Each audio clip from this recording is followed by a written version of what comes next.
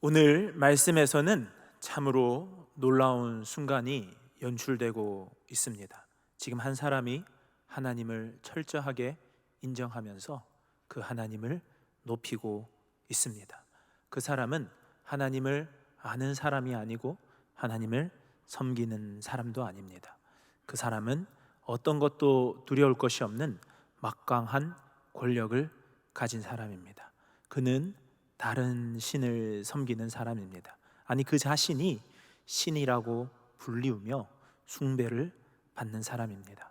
그 사람은 바로 약 4,000년 전 애굽이 전 중동의 패권을 장악했을 때, 그때 애굽이라는 대국의 황제였습니다. 그 황제가 하나님을 찬양하는 것은 그의 앞에 서 있는 30살의 한 청년 때문입니다. 그 청년은 바로 요셉입니다.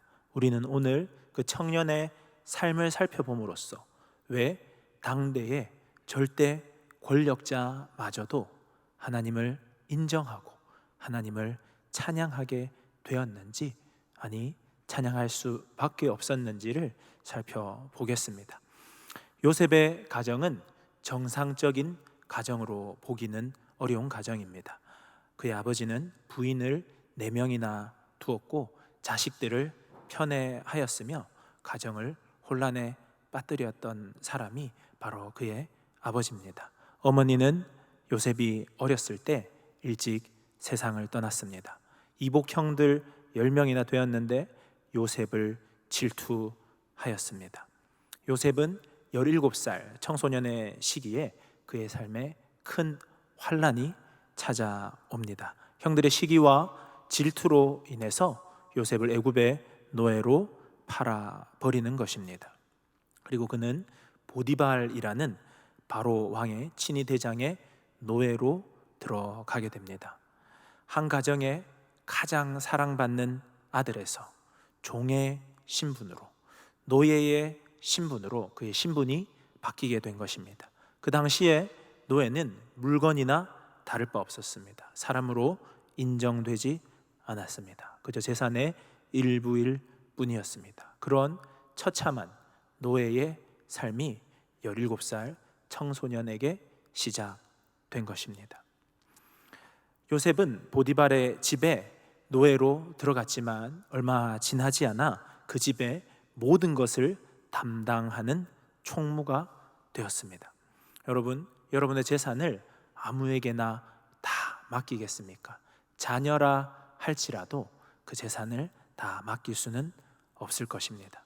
그런데 종에게, 노예에게 그 가정의 모든 것을 다 맡긴다는 것은 요셉의 삶이, 보디발의 집에서 요셉의 삶이 어떠했는지를 유추해 볼 수 있게 합니다. 이렇게 신뢰를 얻는 사람들의 특징이라고 한다면 성실한 삶을 들 수 있을 것입니다. 성실히 그가 맡은 일을 감당해내는 것입니다. 그리고 잘 감당해내는 것입니다. 신뢰를 얻는다는 것은 이 두 가지가 함께 수반되어야 하는 것인데요, 성실하지만 일을 잘 처리하지 못하면 온전한 신뢰를 받을 수 없습니다. 일을 잘 처리하지만 성실하지 못하다면 그 또한 온전한 신뢰를 받기 어렵습니다. 요셉은 모든 것을 맡겨도 될 만큼 그의 목숨을 다해 보디발의 재산이 마치 자기의 재산인 것처럼 아꼈을 것이고, 보디발의 집이 마치 자신의 집인 것처럼 생명을 다해 그곳을 잘 관리했을 것입니다. 그렇지 않다면 이렇게 막중한 일들을 맡을 수가 없는 것입니다. 요셉은 아무런 잘못이 없이 노예가 되었습니다. 그로 인한 억울한 종살이였지만 그는 그에게 맡겨진 그 일들을, 그가 서 있는 그 자리에서 성실히 신실히 잘 감당한 것입니다. 바로 그러한 모습이 요셉을 노예에서 가정을 관장하는 총무로 그의 삶이 변화되게 한 것입니다. 우리는 우리의 삶을 어떻게 살아내고 있는지 돌아볼 수 있어야 하겠습니다. 우리가 지금 어디에 서 있습니까? 내가 원하는 곳에 서 있을 수도 있고 내가 원치 않는 그 자리에 어쩔 수 없이 서 있을 수도 있습니다. 하지만 우리가 서 있는 바로 그 자리, 바로 그곳이 우리의 사명의 자리임을 기억하시기 바랍니다. 우리가 최선을 다해야 할 자리는 바로 지금 우리가 서 있는 그곳입니다. 바로 그곳이 우리가 목숨을 바쳐서 최선을 다하여서 신실하게 잘 감당해 가야 할 자리인 것입니다. 이미 세상을 떠난 마틴 루터 킹 목사님께서 흑인 노동자들을 앞에 두고 이러한 설교를 하십니다. 여러분, 빗자루를 들고 이 거리에 한 모퉁이를 쓸 때 그냥 거리에 한 모퉁이를 쓸고 있다고 생각하지 마십시오. 하나님이 지어주신 동산의 일부를 쓸고 있다는 생각을 갖고 셰익스피어가 글을 쓰듯이 미켈란젤로가 조각을 하듯이 그렇게 그 자리에 있으십시오. 우리에게 주어진 보잘것 없어 보이는 그 하루를, 작은 일처럼 보이는 그것들을, 가치 없어 보이는 그것들을 가치 없다 하지 마시기 바랍니다. 나의 눈에는 작아 보일 수 있지만, 지금은 일시적으로는 가치 없는 것처럼 보일 수 있지만, 하나님께서 우리 인생에게 주신 일 중에 가치 없는 일은, 보잘것 없는 일은 없음을 기억하시기 바랍니다. 이렇게 생명을 다해 살았던 요셉이 장군의 가정에 총무가 되었습니다. 바로 그때에 이 요셉에게 유혹이 찾아옵니다. 보디발의 아내가 요셉을 지속적으로 강력하게 유혹합니다. 요셉은 형들이 아무런 잘못 없는 요셉을 노예로 팔아버려서 노예가 되었습니다. 아버지는 그가 죽은 줄로 알고 있습니다. 아무 권리도 없는 노예로 살고 있고 결혼도 하지 못합니다. 사람이 그 삶에 실망하면 어긋나가는 경우가 많습니다. 내가 열심히 살았지만 어쩔 수 없다. 하나님이 나의 길을 열어주시지 않았기 때문에 내가 어쩔 수 없이 나도 하나님의 기준에 맞춰 살 수 없다 라고 쉽게 그 마음을 접어버리는 경우들이 있습니다. 요셉의 상황이 그러하였을 수 있습니다. 그에게 유혹이 찾아옵니다. 아마 내가 정말 필요로 했던 여자라고 생각했을 수도 있습니다. 하나님께서 나에게 이곳에서 잘 살게 하시려고 이러한 기회를 주신다 생각했을 수도 있습니다. 혈기왕성한 청년에게 성적인 유혹은 거부하기 힘든 것이 분명합니다. 하지만 요셉은 창세기 39장 9절에서 이렇게 말합니다. 창세기 39장 9절입니다. 이 집에는 나보다 큰 이가 없으며 주인이 아무것도 내게 금하지 아니하였어도 금한 것은 당신뿐이니 당신은 그의 아내임이라. 그런즉 내가 어찌 이 큰 악을 행하여 하나님께 죄를 지으리까? 이 큰 악을 행하여 하나님께 죄를 지으리까? 나를 총무로 삼아준 보디발에게 죄를 지을 수 없습니다가 아니었습니다. 요셉은 바로 그 상황에서 하나님을 인지하고 의식하고 있었습니다. 그는 노예로 살았지만 항상 주님 앞에 선다는 생각으로 살아오고 있는 것입니다. 그는 하나님 앞에서 정결하게 살고자, 거룩하게 살고자 결정하였고 하나님 앞에 악을 저지르지 않겠다는 생각을, 결단을 가지고 있는 것입니다. 이러한 유혹의 상황에서, 타협할 수 있는 상황에서, 얼마든지 핑계 댈 수 있을 만한 상황이었음에도 불구하고 요셉은 거룩함을 선택합니다.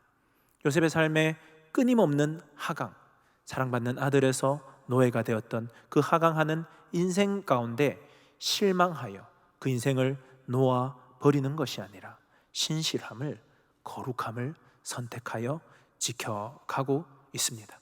그 결과 그는 도리어 보디발의 부인을 덮치려 했다는 누명을 쓰고 감옥으로 가게 됩니다. 그가 이겨내었던 죄의 유혹이 그에게 덫이 되어 올가 매어 버린 것입니다. 수많은 사람들은 이러한 상황이 된다면 정말 크게 낙담할 것입니다. 하나님, 어떻게 저에게 이럴 수 있습니까? 제가 종으로 팔려와서 하나님 앞에서 열심히 거룩하게 살기 위해 타협하지 않고 살아왔는데 이제 노예로 사는 것도 모자라 죄인으로 감옥에 보내고 계십니까? 저는 더 이상 이렇게 살지 않겠습니다. 저의 인생에 하나님은 없습니다. 하나님이 저에 대한 책임을 다하지 않으셨기 때문에 저도 더 이상 하나님을 하나님으로 섬기지 않겠습니다. 얼마든지 그렇게 말하여도 누구도 요셉을 비난할 수 없을 것입니다. 하지만 요셉은 더 악화된 상황 가운데서 그의 인생이 점점 더 하강해 가는 가운데서도 지금껏 그가 살아온 것처럼 감옥에서도 그의 삶을 살아갑니다. 요셉은 감옥에서의 삶에서 그 일들을 철저히 살아내었고 감옥에서도 인정받게 됩니다. 감옥에서의 삶에서도 요셉에게 또 다른 기회가 찾아옵니다. 왕의 최측근이라고 할 수 있는 술 맡은 관원장을 감옥에서 만나게 됩니다. 그리고 요셉은 그 술 맡은 관원장의 꿈을 해석해냅니다. 그리고 요셉은 그 술 맡은 관원장에게 부탁합니다. 창세기 40장 14절 말씀입니다.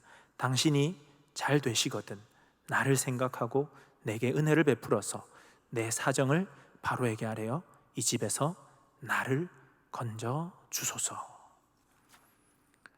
나를 기억해 달라고, 내 사정을 헤아려 달라고, 내 삶이 이렇게 고달프다고, 나는 나가야만 한다고 끊임없이 간절히 부탁하고 있습니다.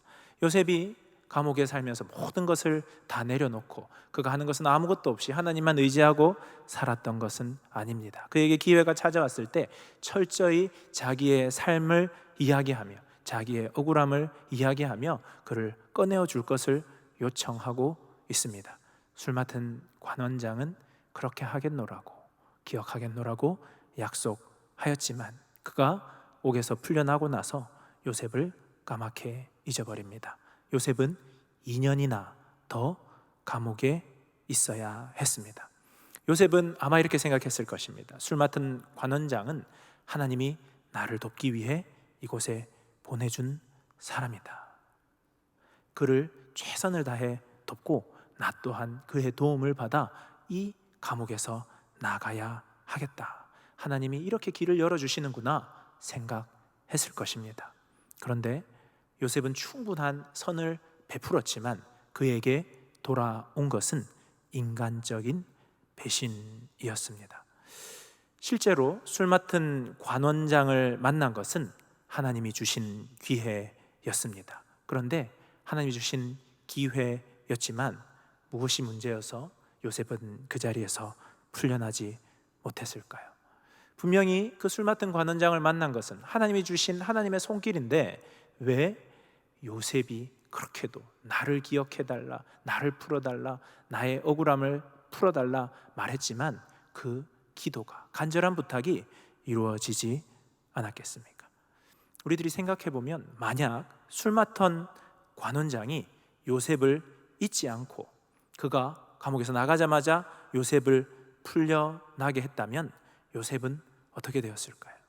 억울하게 누명을 쓴 히브리 노예 죄수가 감옥에서 가까스로 풀려나 아마 애굽 주위를 떠돌며 그럭저럭 그러한 삶을 살아가며 그의 생을 마감했을 수 있을 것입니다. 요셉의 이야기를 읽으면서 가장 놀라운 점은 요셉은 그의 생에 끊임없이 하강하고 있는 그의 삶 속에서 계속해서 찾아오는 그 고난 중에서 인간적인 배신이 그의 삶을 찾아오는 상황 중에서 단 한 번도 하나님께 불평하거나 원망을 쏟아내지 않았던 것입니다.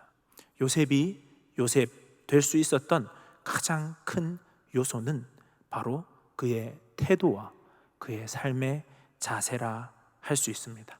상황과 환경은 요셉을 계속해서 하강시켰지만 요셉의 속사람은 결코 그 상황과 환경에 지배받지 않았습니다.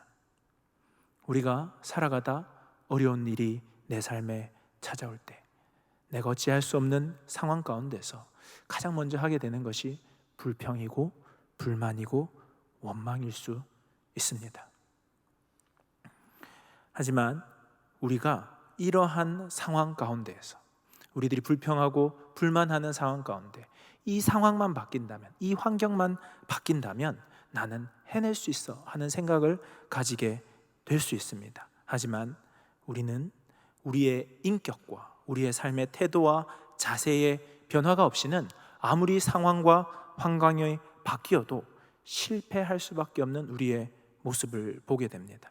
한국에서 실패한 사람이 아무런 변화 없이 미국으로 장소를 옮겨간다고 저절로 성공이 보장되지 않습니다. 장소만 바뀐다면, 이 직업만 바뀐다면, 나에게 좀 더 많은 자금만 주어진다면, 나에게 좀 더 돕는 손길들이 많이만 있다면 괜찮아질 것인데, 그런 생각을 가지지 마시기 바랍니다. 하나님께서는 여러분이 어떤 환경에 있느냐를 물으시는 것이 아니라 여러분이 어떤 사람인가, 그 삶의 자리에서 어떠한 태도와 어떠한 자세로 서 있느냐를 묻고 계십니다.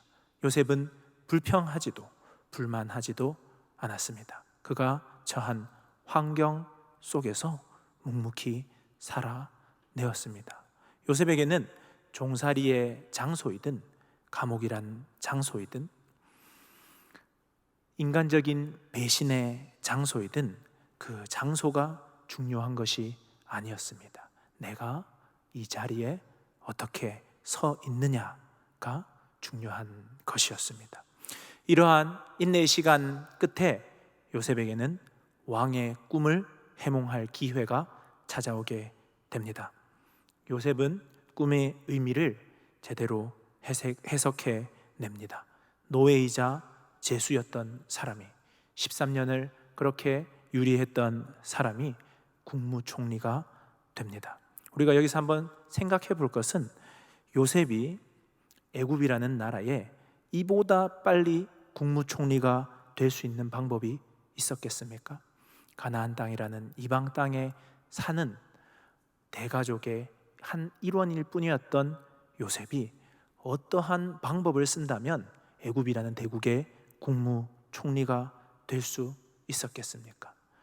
이 길을 따라 오는 것 외에, 애굽에서 노예와 제수의 시간을 보내는 것 외에, 오해받고 인간적인 배신을 당하는 그 시간 외에 이보다 빨리 그가 국무총리가 될 수 있는 길은 아마 없었을 것입니다. 만약 그가 보디발의 집에서 탈옥을 시도했다거나 보디발의 아내의 유혹에 빠져서 그것을 즐거움으로 누렸다거나 감옥에서 난동을 부렸다거나 술 맡은 관원장에 대한 복수의 마음으로 암살을 시도했더라면 그의 삶에 이러한 순간은 찾아오지 않았을 것입니다. 요셉 인생 전체의 큰 그림을 바라보았을 때 이 암흑과 같은, 끊임없이 하강하는 것 같은 이 13년은 하나님께서 그를 준비시키시고 연단시키시는 바로 그 자리, 그 시간이었음을 우리는 알 수 있습니다. 영국에 한 중년의 남자가 있었습니다. 그는 훌륭한 그리스도인이었습니다. 그는 애매하게 감옥에 들어가게 되었습니다. 감옥에 들어갔을 때 그는 첫날 밤에 이러한 기도를 드렸습니다. 하나님, 저를 이 감옥에서 들어오게 하신 하나님의 뜻이 무엇입니까? 이 감옥 속에서 시간을 제가 결코 낭비하지 않도록 도와주십시오. 그래서 저를 이곳에 오게 하신 하나님의 뜻을 이룰 수 있도록 해주십시오. 그리고 그는 그 다음 날부터 감옥에서 글을 쓰기 시작했습니다. 그 중년의 남성의 이름은 존 버년입니다. 그가 쓴 소설이 바로 그 유명한 철로 역정입니다. 그 감옥은 존 버년에게 있어서 위대한 창조의 자리였던 것입니다. 축복이라고 밝히고 다가온다면 얼마나 좋겠습니까? 그러면 우리가 두 팔 벌려 그 축복을 환영할 것입니다. 하지만 축복은 결코 그렇게 다가오지 않습니다. 고난을 잘 인내하였을 때, 그 축복을 누릴 수 있을 만한 사람이 되었을 때 우리는 그 축복을 붙잡을 수 있고 그것을 누릴 수 있게 되는 것입니다.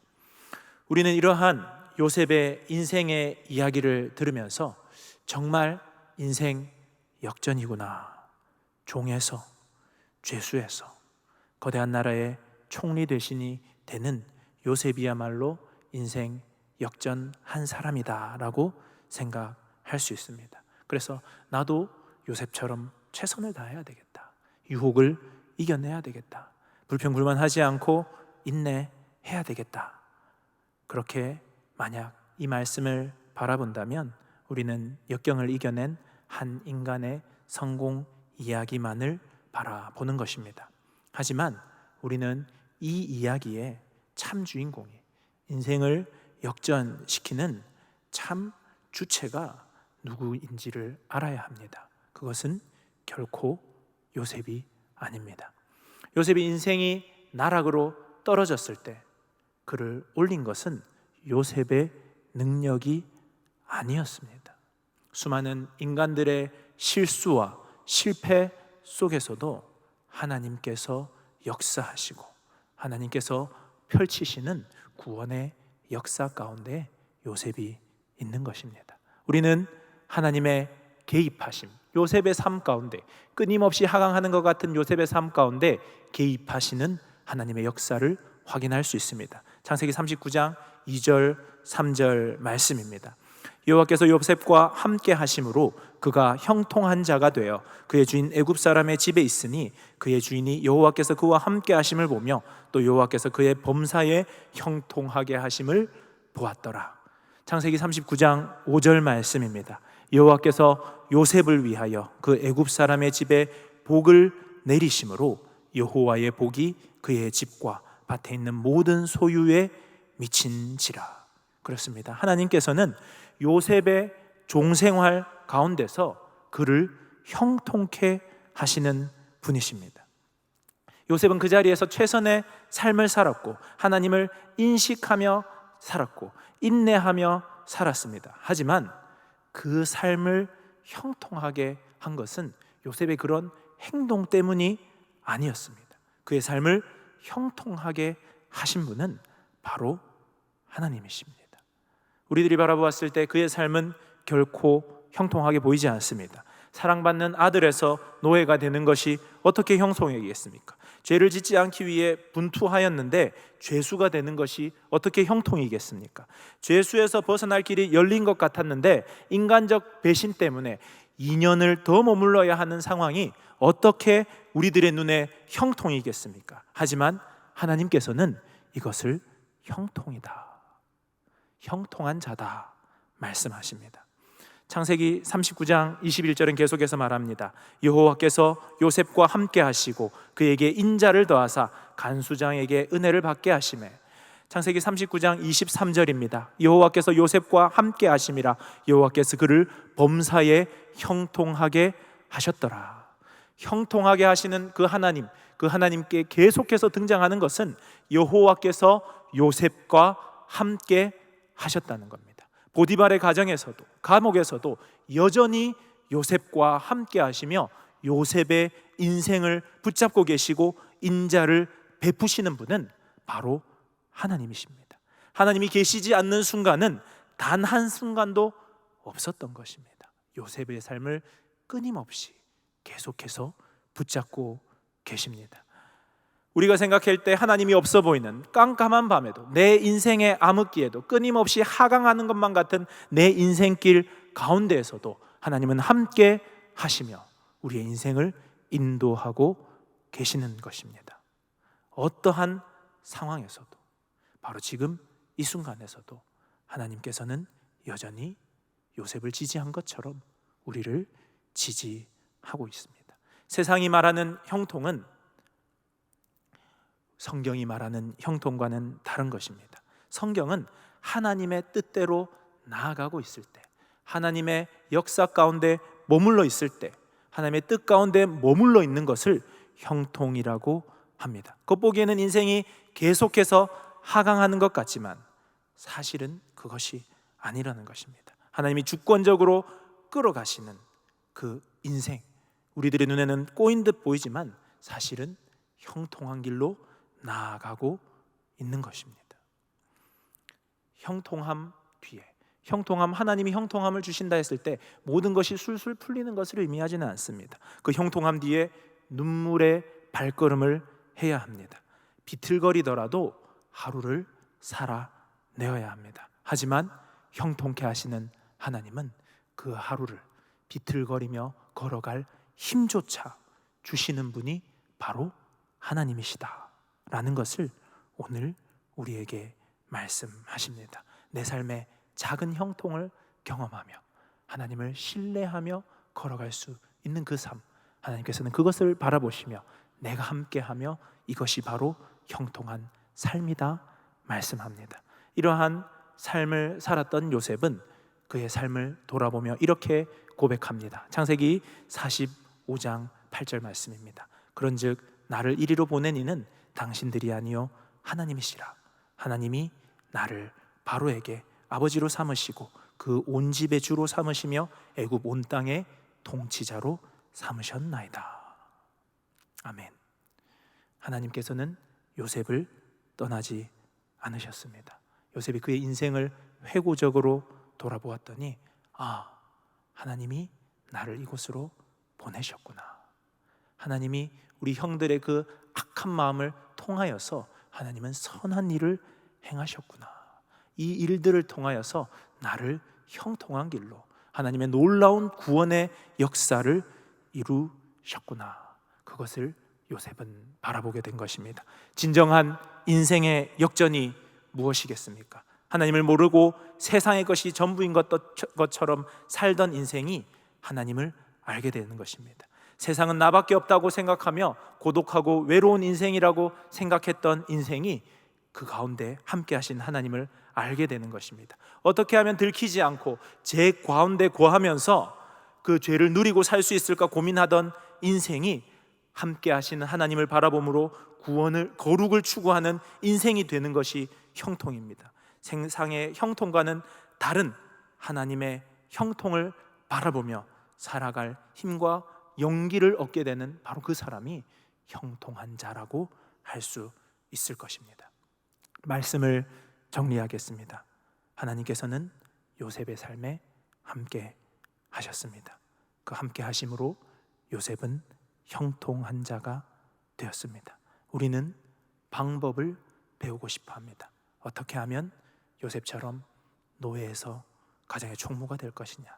어떻게 하면 유혹을 이겨낼 수 있는가? 어떻게 하면 요셉처럼 감옥에서도 인정받느냐? 어떻게 하면 국무총리와 같은 높은 자리에 올라갈 것인가? 하지만 요셉의 삶의 비밀은 방법론에 있지 않습니다. 그 인생을 붙잡으신 하나님께 있습니다. 포기하지 않고 열심을 내신 하나님께 있습니다. 하나님의 함께 하심, 형통케 하심이 요셉의 믿음과 순종을 통하여 드러나고 나타난 것입니다. 결코 쉽지 않은 오늘 이 하루를 살아가신 우리 모든 성도님들께 하나님께서 말씀하십니다. 내가 함께 하겠다. 내가 형통하게 하겠다. 그 하나님의 놀라운 구원의 역사를 신뢰함으로 믿음으로 반응해가라 말씀하십니다. 그 하나님의 부름 앞에, 그 초청 앞에, 참된 인생 역전으로의 부름 앞에 아멘으로 응답하는 우리 모든 성도님들 되시기를 축복합니다. 함께 기도하겠습니다. 사랑의 하나님, 결코 쉽지 않은 인생길 가운데에서 함께 하시겠다, 형통케 하시겠다 말씀하시며 우리의 삶을 이끌어 가시는 하나님의 그 손길을 바라봅니다. 주님, 하나님을 신뢰함으로, 하나님을 믿음으로 비틀거리더라도 오늘 이 하루를 살아내게 하시고 그 길을 걸어가 참된 인생의 역전, 참된 형통을 누리는 저희들 될 수 있도록 함께하여 주시옵소서. 감사드리며 이 모든 말씀 우리 주 예수 그리스도 이름으로 기도드립니다. 아멘.